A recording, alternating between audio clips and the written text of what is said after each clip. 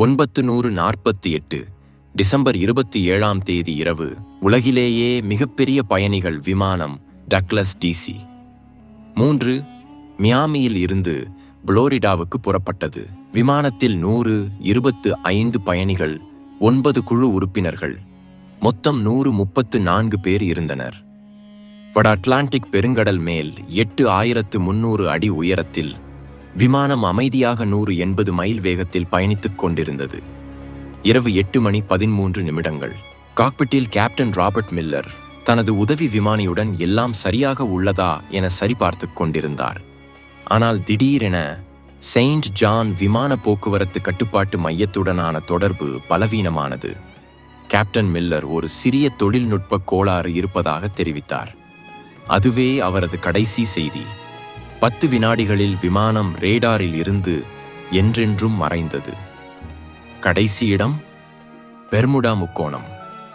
அந்த இரவு நடந்த நிகழ்வு வெறும் தொழில்நுட்ப கோளாறு அல்ல, அதைவிட பயங்கரமானது. விமானம் உலகின் மிக இரகசியமான பகுதியான பெர்முடா முக்கோணத்தில் இதுவரை காணாத கேளாத ஒரு பயங்கரமான புயலின் பிடியில் சிக்கியது. வினாடிகளில் விமானத்தின் உள்ளே கூச்சல்கள், அலறல்கள் எழுந்தன. கேப்டன் மில்லர் தனது முழு சக்தியுடன் விமானத்தை கட்டுப்படுத்த முயற்சித்தார். ஆனால் ஏற்கனவே மிகவும் தாமதமாகிவிட்டது. புயல் விமானத்தை முழுவதுமாக தனது கட்டுப்பாட்டில் எடுத்துக்கொண்டது. எல்லா மின்னணு உபகரணங்களும், திசை காட்டி, ரேடார் எல்லாம் நின்று போனது. விமானம் இனி மனிதனின் கட்டுப்பாட்டில் இல்லை. புயலின் வேகத்தில் திசையற்ற பயணத்தில் பறந்து கொண்டிருந்தது. சுமார் அரை மணி நேரம் அந்த பயங்கர புயலில் போராடிய பிறகு விமானம் வெளியே வந்தது. ஆனால் சுற்றிலும் எல்லையற்ற கடல் மட்டுமே. இன்ஜின்கள் இன்னும் வேலை செய்யவில்லை. விமானம் மெதுவாக கீழே இறங்கிக் கொண்டிருந்தது. அப்போதுதான் உதவி விமானி தூரத்தில் ஒரு தீவைக் கண்டார். அது யாருக்கும் தெரியாத, யாரும் தொடாத தீவு. எல்லோருக்கும் தெரியும், மரணம் வெறும் சில வினாடிகள் தொலைவில் இருக்கிறது என்று. விமானம் அந்த தீவில் உள்ள ஒரு பெரிய பழமையான மரத்தில் மோதியது. மரத்தின் வலுவான கிளைகள் விமானத்தை வலையைப் போல இழுத்து பிடித்துக் கொண்டன. இதுதான் அந்த அதிசயம். 134 உயிர்களை காப்பாற்றியது. விமானம் மரத்தில் சிக்கிக் கொண்டதால் பயணிகளின் உயிர்கள் காப்பாற்றப்பட்டன. ஆனால் இது ஒரு துக்கமான ஆரம்பம் மட்டுமே. விமானத்தின் உள்ளே கூச்சல்கள், அழுகைகள் எழுந்தன. கேப்டன் ராபர்ட் மில்லர் தலையில் ஒரு பேனலில் மோதி காயமடைந்திருந்தாலும் உடனடியாக உணர்வு திரும்பியவுடன் நடவடிக்கை எடுத்தார். அவர் அனைவரையும் அமைதிப்படுத்தி தைரியம் ஊட்டினார். விமானத்தில் இருந்த ஓய்வு பெற்ற இராணுவ மருத்துவர் எவெலின் ரீட் ஒரு நொடி கூட வீணாக்காமல் காயமடைந்தவர்களுக்கு சிகிச்சை தொடங்கினார். மொத்தம் 10 பேர் பலத்த காயமடைந்திருந்தனர். ஒருவரின் கை உடைந்திருந்தது, மற்றொருவரின் கால் காயமடைந்திருந்தது. இருவரின் தலையில் ஆழமான காயங்கள் ஏற்பட்டிருந்தன. மற்றவர்கள் அதிர்ச்சியில் இருந்தனர், ஆனால் பாதுகாப்பாக இருந்தனர். எல்லோரும் மெதுவாக விமானத்தில் இருந்து இறங்கிய போது தாங்கள் எங்கே சிக்கிக் கொண்டோம் என்பது புரிந்தது. எந்த வரைபடத்திலும் இல்லாத ஒரு தீவு. சுற்றிலும் அடர்ந்த காடு, விசித்திரமான மரங்கள், புதர்கள். முதல் மிகப்பெரிய சவால் தண்ணீர் பற்றாக்குறை. எல்லோரும் தாகத்தால் நடுங்கிக் கொண்டிருந்தனர். தீவில் எங்கும் ஆறு, அருவி அல்லது தூய்மையான தண்ணீர் மூலம் காணப்படவில்லை. அவர்களின் ஒரே நம்பிக்கை மழைநீரில் மட்டுமே. கேப்டன் மில்லர் தனது அனுபவத்தை பயன்படுத்தி மக்களை குழுக்களாக பிரித்தார். ஒரு குழுவுக்கு விமானத்தில் இருந்து உணவு, மருந்துகள், பயனுள்ள பொருட்களை சேகரிக்கும் பொறுப்பு ஒப்படைக்கப்பட்டது. இரண்டாவது குழு அவருடன் சேர்ந்து இரவுக்கு தற்காலிக தங்குமிடம் கட்டத் தொடங்கியது. விமானத்தின் உடைந்த இருக்கைகள், உலோகத் தகடுகள், பெரிய இலைகளை பயன்படுத்தி அவர்கள் இரவு குளிரிலிருந்தும் மழையிலிருந்தும் பாதுகாப்பு தரும் ஒரு தற்காலிக கூரை தயார் செய்தனர். அந்த முதல் இரவு எல்லோரும் ஒருவர் அருகில் ஒருவர் அமர்ந்து ஒரே கேள்வியுடன் சிந்தித்தனர். யாராவது எங்களை தேடி வருவார்களா? இந்த அறியப்படாத இடத்திலிருந்து நாங்கள் தப்பிக்க முடியுமா? இரண்டாவது நாள் காலை புதிய சவால்களை கொண்டு வந்தது. உணவு பற்றாக்குறை மற்றும் நெருப்பு மூட்டுவது. விமானத்தில் இருந்து சேகரிக்கப்பட்ட சிறிய அளவு உணவு பல நாட்களுக்கு போதுமானதாக இல்லை. தீவில் உணவு தேட வேண்டும். ஆனால் எந்த பழம் விஷமானது, எது சாப்பிட பாதுகாப்பானது என்பதை அறிய முடியவில்லை. இந்த முயற்சியில் ஒரு நடுத்தர வயது நபர் அறியப்படாத ஒரு பழத்தை சாப்பிட்டார். சில மணி நேரங்களில் நடுங்கி வேதனையுடன் இறந்தார். தீவில் நடந்த முதல் மரணம் அது. அது அனைவரின் இதயங்களையும் உலுக்கியது. இந்த நிகழ்வுக்குப் பிறகு பயம் மற்றும் குறைவான உணவுக்காக முதல் மோதல்கள் தொடங்கின. ஆனால் கேப்டன் மில்லரும் டாக்டர் எவெலினும் நிலைமையை கட்டுப்பாட்டில் கொண்டு வந்தனர். அந்த மாலை அறிவியலில் ஆர்வமுள்ள ஒரு சிறுவன் தனது கண்ணாடி லென்ஸ்களை பயன்படுத்தி உலர்ந்த இலைகளில் சூரிய ஒளியை குவித்தான். மணிக்கணக்காக உழைத்த பிறகு இலைகளில் இருந்து ஒரு மெல்லிய புகை எழுந்தது. பின்னர் ஒரு சிறிய தீப்பொறி உருவானது. நெருப்பு. இது அவர்களுக்கு ஒரு பெரிய வெற்றியாக தோன்றியது. இந்த நெருப்பு உணவு சமைப்பதற்கு மட்டுமல்ல, இரவு நேரத்தில் விலங்குகளை விரட்டவும் உதவியது. இதே நேரத்தில் விமானத்தில் இருந்த பொறியாளர் ஆர்தர் வென்ஸ் உடைந்த ரேடியோவை சரி செய்ய கடினமாக உழைத்தார். கடினமான முயற்சிகளுக்குப் பிறகு அவர் ஒரு பலவீனமான சமிக்ஞையை அனுப்புவதில் வெற்றி பெற்றார். கடைசி இருப்பிடம் உதவிக்கான செய்தி அனுப்பப்பட்டது. ஆனால் எந்த பதிலும் வரவில்லை. ரேடியோ பேட்டரி தீர்ந்து தொடர்பு கொள்ள ஒரே வழியும் மறைந்தது. நாட்கள் கடந்தன. 10 நாட்களுக்குப் பிறகும் மீட்பு சமிக்ஞை வராததால் 4 இளைஞர்களும் ஒரு இளம் பெண்ணும் பொறுமையை இழந்தனர். ஒரு இரவு எல்லோரும் தூங்கிக் கொண்டிருக்கும் போது அவர்கள் ரகசியமாக ஒரு சிறிய படகு தயார் செய்து அதை எடுத்துக்கொண்டு கடலுக்கு புறப்பட்டனர். அவர்கள் ஒருபோதும் திரும்பவில்லை. அவர்களுக்கு என்ன ஆனது, எங்கு சென்றனர் என்பது ஒரு மர்மமாகவே இருந்தது. இந்த 5 பேர் சென்ற பிறகு மற்றவர்களுக்கு புரிந்தது. அவர்கள் இங்கு நீண்ட காலம் இருக்க வேண்டியிருக்கும் என்று. கேப்டன் மில்லர் எல்லோரையும் ஒன்று கூட்டி நிரந்தர ஏற்பாடுகள் செய்ய வேண்டும் என்று முன்மொழிந்தார். பணிகளை பிரித்தனர்.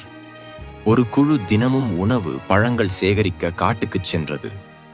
மற்றொரு குழு தங்குமிடத்தை மேலும் வலுப்படுத்துவது, பழுது பார்ப்பது செய்தது. டாக்டர் எவெலின் சிலருடன் சேர்ந்து காயமடைந்தவர்கள், நோயாளிகளின் பராமரிப்பு பொறுப்பை ஏற்றார். இதே நேரத்தில் அமெரிக்க அரசு விமானத்தை தேடுவதற்கு வரலாற்றில் மிகப்பெரிய தேடுதல் நடவடிக்கையை தொடங்கியது. அட்லாண்டிக் பெருங்கடலில் ஒவ்வொரு ஆங்குலத்தையும் தேடினர். ஆனால் விமானத்தின் ஒரு பகுதி கூட கிடைக்கவில்லை. ஒரு வார தொடர் தேடுதலுக்குப் பிறகு எந்த தடயமும் இல்லாததால் நடவடிக்கை மந்தமானது. இப்போது தீவில் மீதமிருந்தவர்கள் உயிர் வாழ தேவையான திறன்களை கற்றனர். தீவின் கற்கள் விமானத்தின் உலோக பாகங்களை தேய்த்து கத்தி, ஈட்டி போன்ற கருவிகளை உருவாக்கினர். மிகப்பெரிய சவால் தீவில் இருந்த காட்டுப்பன்றிகள். அவை கூட்டமாக இருந்து இரவு நேரங்களில் தங்குமிடத்தின் மீது தாக்குதல் நடத்தின. விமானத்தில் இருந்த ஒரு வேடுவர் பயிற்சியாளர் மக்களுக்கு பொறிகள் அமைப்பதை கற்றுக் கொடுத்தார். பல நாட்கள் திட்டமிடல், பயிற்சிக்குப் பிறகு அவர்கள் தங்கள் முதல் காட்டுப்பன்றியை வேட்டையாடினர். இது ஒரு பயங்கரமான, உணர்ச்சிகரமான தருணம். வேட்டையின் போது இருவர் காயமடைந்தனர்.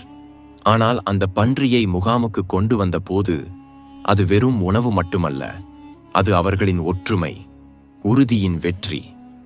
தீவின் கரையில் உடைந்த தேங்காய் குச்சிகளால் மணலில் பெரிய எழுத்துக்களில் உதவி என்று எழுதினர்.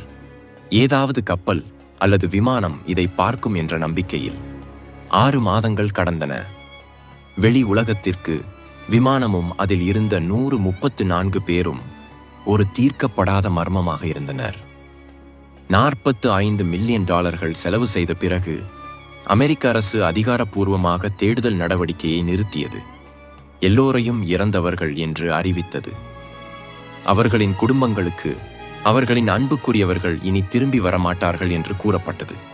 ஆனால் இந்த அறியப்படாத தீவில் ஒரு புதிய சமூகம் பிறந்து கொண்டிருந்தது. பலத்த காயமடைந்தவர்கள் டாக்டர் எவெலின் பராமரிப்பில் மீண்டு வரத் தொடங்கினர். சிறு சிறு வேலைகளில் உதவி செய்யத் தொடங்கினர். ஆனால் நோய்கள், நம்பிக்கையின்மை காரணமாக சிலர் இறந்தனர். தப்பிக்க வழியில்லாததால் பலர் மனதளவில் உடைந்து உயிரை விட்டனர்.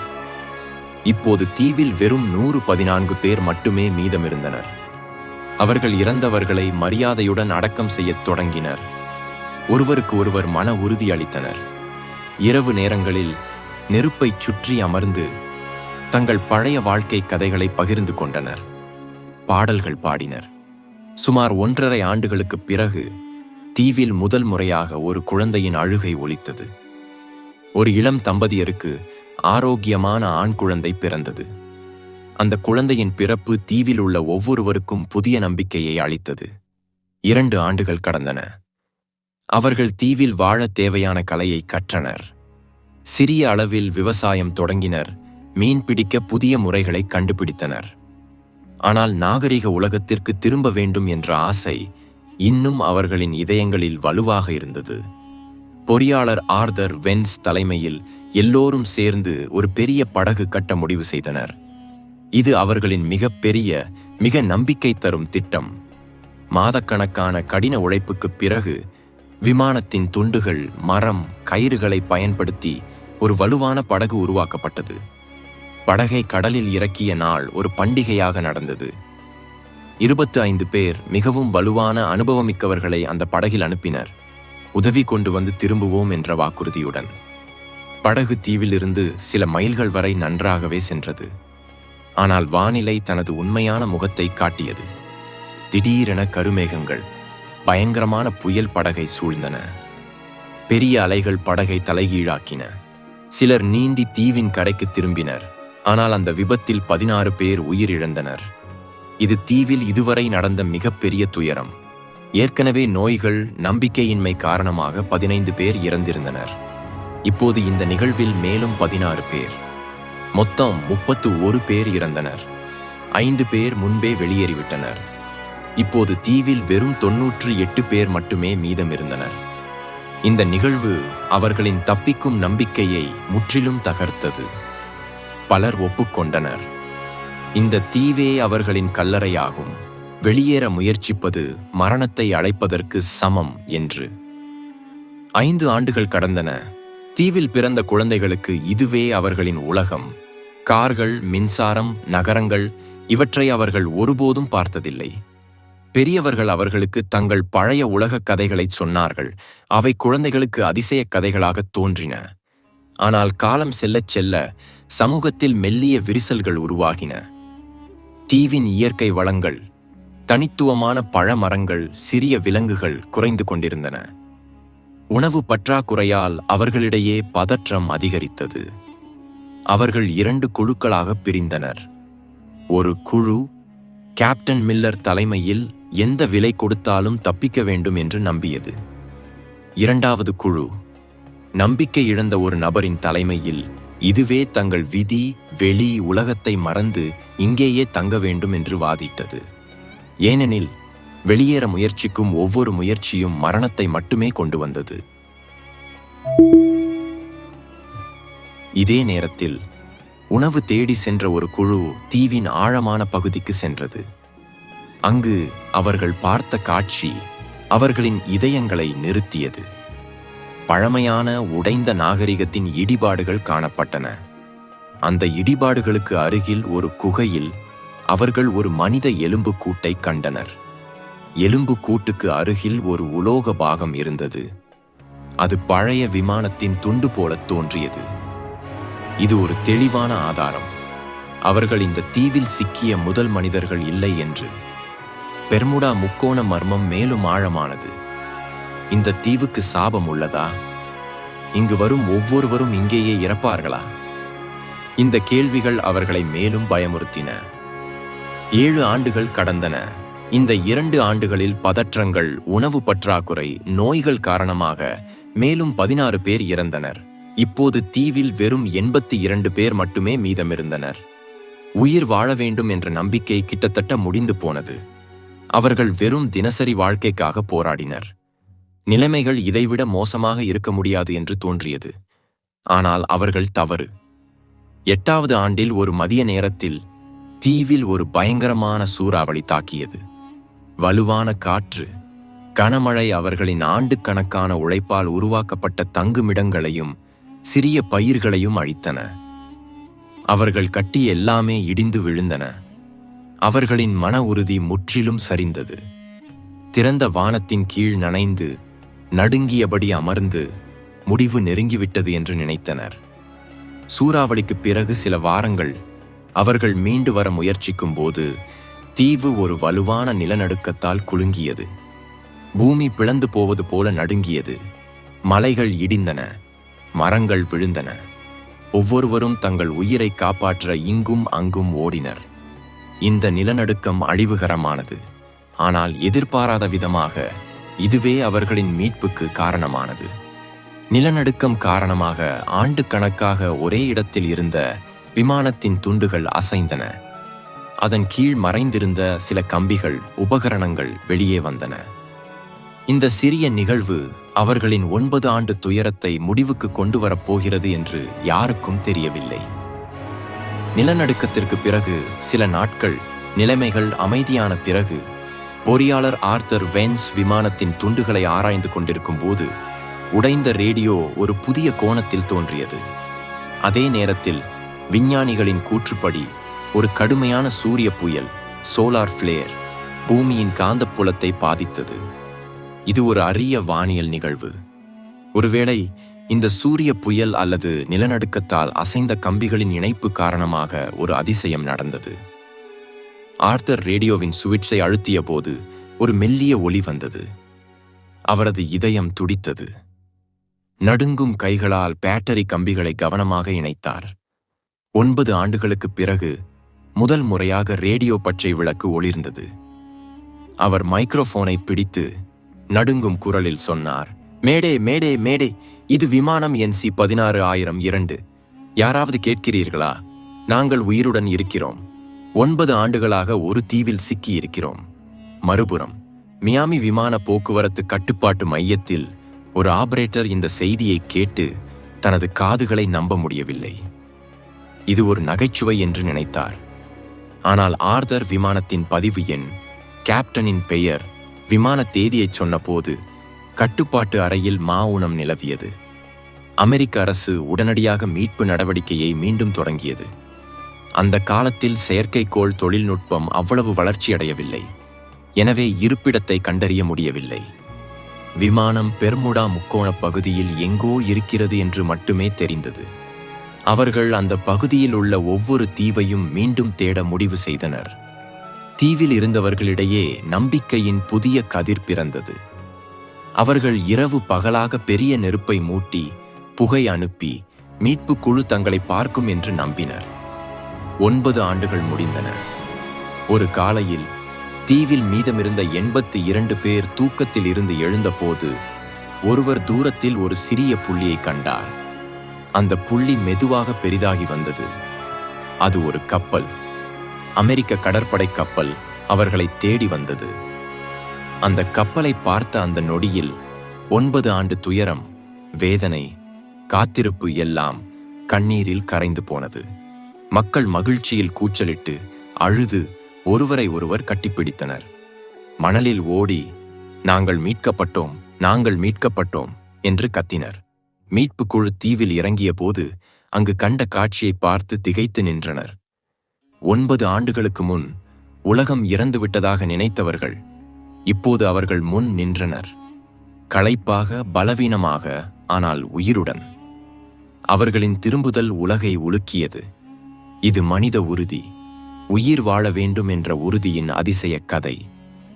தங்கள் அன்புக்குரியவர்களை இழந்துவிட்டோம் என்று நம்பிக்கையை இழந்த குடும்பங்கள் இப்போது அவர்களுடன் மீண்டும் இணைகின்றனர். அந்த தருணங்கள் மிகவும் உணர்ச்சிகரமானவை. அவற்றை வார்த்தைகளால் விவரிக்க முடியாது. அமெரிக்காவில் இந்த கதை ஒரு இதிகாசமாக மாறியது. இன்னும் மக்களின் இதயங்களில் நிலைத்திருக்கிறது. எனவே நண்பர்களே, இந்த வீடியோ உங்களுக்கு எப்படி இருந்தது? இந்த உயிர் தப்பியவர்களின் வீடியோ உங்களுக்கு பிடித்திருந்தால் லைக் செய்யுங்கள். மேலும் இதுபோன்ற வீடியோக்களை பார்க்க எங்கள் சேனலை இப்போதே சப்ஸ்கிரைப் செய்யுங்கள்.